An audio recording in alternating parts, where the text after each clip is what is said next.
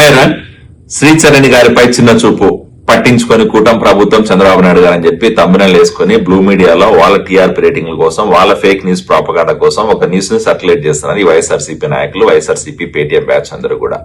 ఈ రోజు వాళ్ళందరినీ నేను అడుగుతున్నా, అసలు ఈ న్యూస్ కి రావడానికి కారణమైన సతీష్ రెడ్డి గారు నేను ఒకటి అడుగుతున్నా. అయ్యా సతీష్ రెడ్డి గారు, మీకేమాత్రం కామన్ సెన్స్ ఉన్నా, మీకేమాత్రం బుద్ధి జ్ఞానం ఉన్నా మీరు సమాధానం చెప్పాలి దీనికి. ఎందుకంటే క్రీడాకారుల్ని గాలి వదిలేసేసి ఆడుదాం ఆంధ్ర పేరుతో 100 కోట్లు స్కాములు చేసి గత ప్రభుత్వంలో క్రీడాకారులని నిర్వీర్యం చేసి అసలు వాళ్ళకి ఎటువంటి ప్రోత్సాహకాలు ఇవన్నీ మీరు ఈ రోజు కూటమి ప్రభుత్వం గురించి చంద్రబాబు నాయుడు గురించి మాట్లాడుతున్నారా?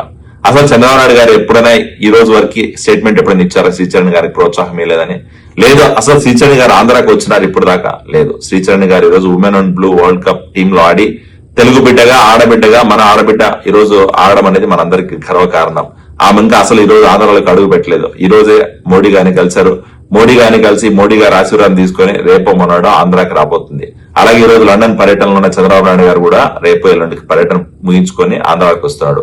ఆంధ్రాకి వచ్చిన తర్వాత ఖచ్చితంగా శ్రీచరణ్ గారిని కలుస్తారు. శ్రీచరణ్ గారికి కావాల్సిన అన్ని ప్రోత్సాహకాలు ఇస్తారు. అలాగే గవర్నమెంట్ సైడ్ నుంచి మద్దతు ఉంటది. అలాంటి మద్దతు ఉంది కాబట్టే ఈ రోజు ఆమె దేశంలో ఈ రోజు భారతదేశ టీంకి ఆడగలిగింది. అది గుర్తుపెట్టుకోండి.